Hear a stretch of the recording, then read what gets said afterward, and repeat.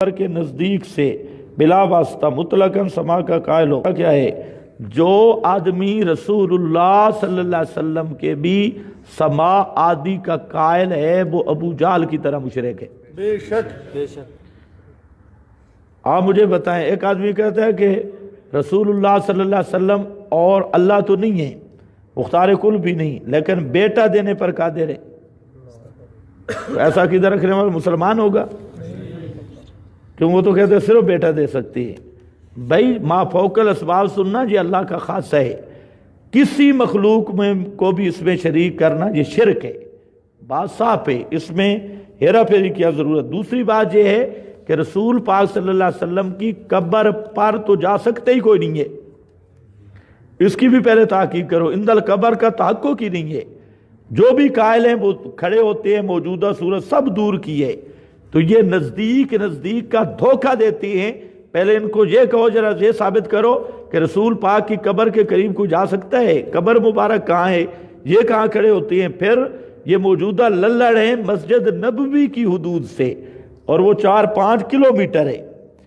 وہاں ہم ایک دن پورا مسجد نبوی کا ہم نے کہا ذرا پھرتے ہیں، سارا دن پھر تھک گئے، مسجد نبوی ختم نہیں ہوئی۔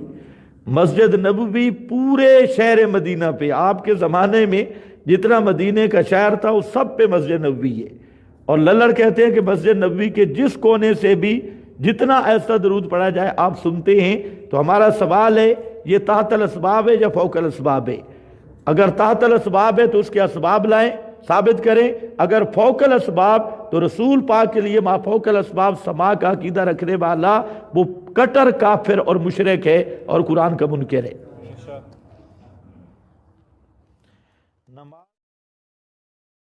جس طرح بغیر اسباب کے جاننا رب کا خاصہ ہے، جس طرح بغیر اسباب کے تصرف کرنا یہ رب کا خاصہ ہے، جیسے بغیر اسباب کے حاجت پوری کرنا، مشکل حل کرنا یہ رب کا خاصہ ہے، اسی طرح بغیر اسباب کے سننا اور دیکھنا یہ بھی رب کا خاصہ ہے۔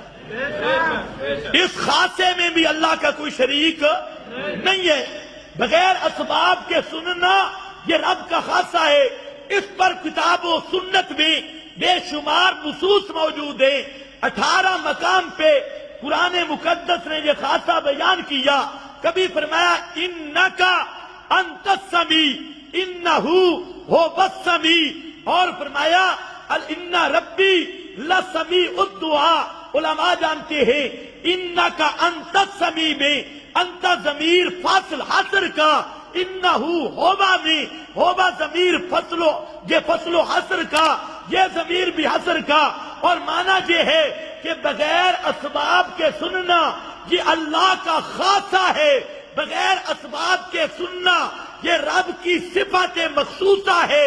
اس لیے یاد رکھنا کہ اللہ کی شان یہ ہے لیسا کمثلہ شیء وہو السمیع، اس کی مثل کوئی چیز نہیں، اور هو السمیع علماء جانتے ہیں لیسا کمثلہ شیء میں تنزیہ ہے، اور هو السمیع میں اثبات صفات ہے، اور مطلب کیا ہے؟ اس کی مثل کوئی چیز نہیں، اور وہ کون ہے؟ هو السمیع، وہ اکیلا سننے والا، وہ اکیلا سننے والا۔ یہ رب نے اپنا تعارف پیش کیا۔ اسی پر سید محمود آلوسی بغدادی نے روح المعانی میں، دیگر مفسرین نے فرق یہ کیا کہ بندہ بھی سنتا ہے، اللہ بھی سنتا ہے، لیکن اللہ جیسے بندہ سنتا ہے ایسے اللہ نہیں سنتا، جیسے اللہ سنتا ہے ایسے بندہ نہیں سنتا، جیسے بندہ سنتا ہے ایسے، اور جیسے اللہ سنتا ہے ایسے بندہ۔ اللہ کیسے سنتا ہے؟ اللہ کیسے سنتا ہے؟ بغیر ہوما یسمع بلا آلات، وہ سنتا ہے بغیر اسباب کے، اور مخلوق سنتی ہے تحت الاسباب۔ اسباب ہوں تو مخلوق سنے، مخلوق کے جب اسباب ختم ہو جائیں مخلوق نہیں سنتی، مخلوق کے اسباب ختم ہوتے ہیں 3 چیزوں سے۔ سما کے اسباب ختم ہوتی ہیں، تین چیزوں سے دوری آ جائے، دوری معتد ہو، بعد ہو دوری، تب بھی اسباب ختم، اب اس سبب کی ضرورت پڑے گی۔ موبائل سبب ہے کہ نہیں؟ اس کے لیے پھر اور اسباب ہیں، سگنل ہیں، پھر کھمبے ہیں، پھر سروسیں ہیں، بہت کچھ، یہ بھی اسباب، یہ اسباب ہیں۔ اور دوری آ جائے، مخلوق کے اسباب ختم، پردہ کثیف آ جائے، مخلوق کے اسباب ختم، بھاری پردہ کثیف آ گیا، اب مخلوق نہ سن سکتی ہے نہ دیکھ سکتی ہے۔ اور نمبر 3 موت آ جائے، موت میں دونوں چیزیں آ گئی، پردہ بھی ایسا آ گیا، روح چلا گیا اپنے مقام پہ، جسم کئی منوں مٹی کے پردوں میں چلا گیا، روح کئی آسمانوں کے پردے کے پیچھے چلا گیا، اور جسم کئی منوں مٹی کے نیچے پردوں میں چلا گیا۔ دوری اتنی آ گئی، اور اسباب کثیف، پردے بھی آ گئے، دوری بھی آ گئی، دونوں چیزیں کٹھی ہوتی ہیں موت میں، کثیف پردے بھی اور دوری بھی۔ لہذا اب جو آدمی کسی مخلوق کے لیے بغیر اسباب کے دور سے سننے کا قائل ہو، وہ بھی اللہ کی صفت سمیع بھی غیر اللہ کو شریک کر کے مشرک بن رہا ہے۔ اور اگر کوئی پردہ کثیف کے اندر سے دیکھنے اور سننے کا بغیر اسباب کے قائل ہو، وہ بھی اللہ کی صفت سمیع اور بصیر میں مخلوق کو شریک کر کے مشرک بن رہا ہے۔ اور نمبر 3، اگر کوئی موت کے بعد جب اسباب ختم ہو گئے کسی نبی ولی کے سماع کا قائل ہو، عادتاً سننے کا قائل ہو، اس میں صلاحیت سماع مانتا ہو، تو وہ آدمی بھی اللہ کی صفت سمیع میں غیر اللہ کو شریک کر رہا ہے۔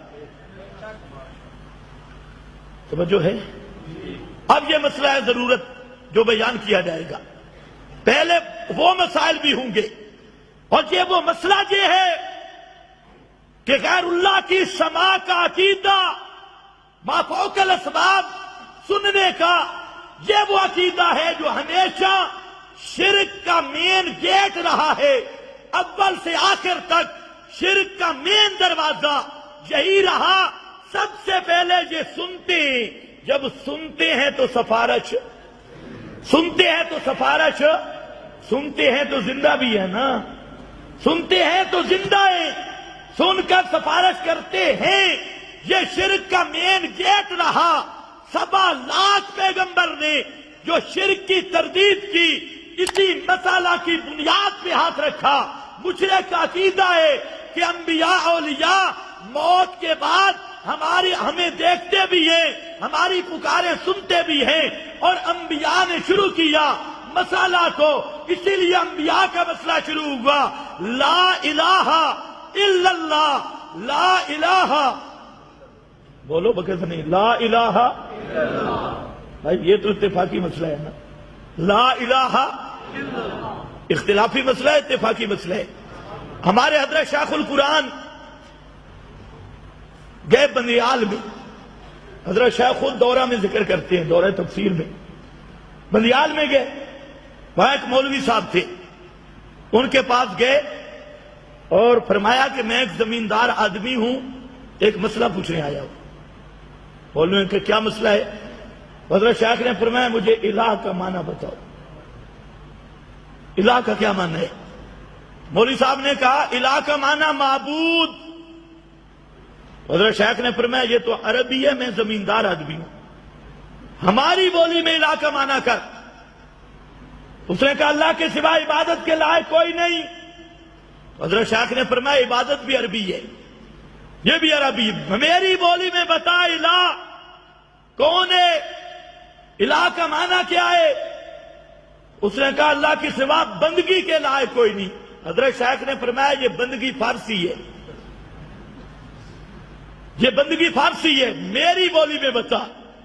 اوپر دیکھ کے وہ کہتے ہیں مولوی بڑا منطقی ملا تھا، اوپر دیکھ کے کہتے تو غلام اللہ خان تو نہیں ہے، تو غلام اللہ خان تو نہیں؟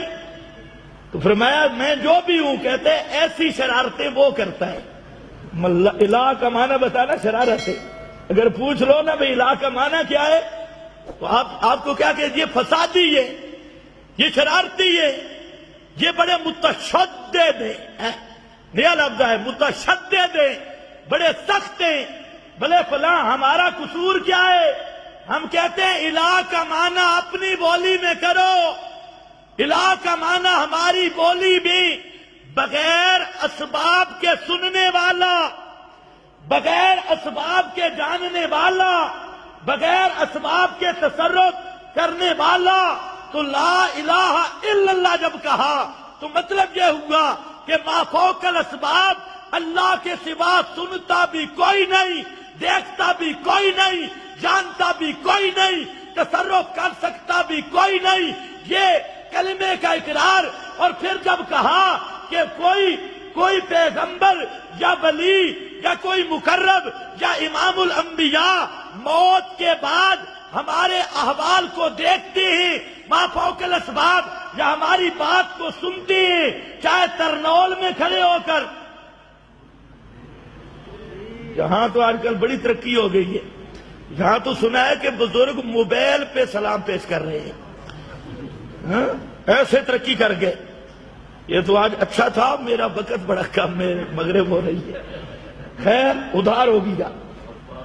موبائل پر درود پہ بھیجا جا رہا ہے. تو میں نے کہا تمہارے پاس موبائل آنے سے پہلے تم کہتے تھے فرشتوں کی ڈیوٹی، آج کل فرشتے ریٹائر ہو گئے.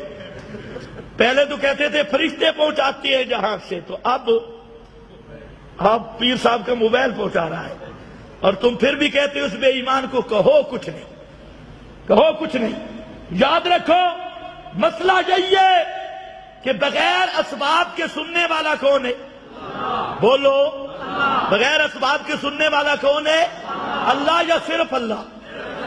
اگر یہ صفت کسی نبی، ولی، پیر، فقیر میں مانی تو وہ آدمی بھی ہوگا مشرک. وہ آدمی بھی کیا ہوگا؟ مشرک. اس لیے ہم کہتے ہیں جو دور یا پردہ کثیف، حجاب کثیف یا موت کے بعد کسی کی عادت سننے کا قائل ہے وہ ابو جہل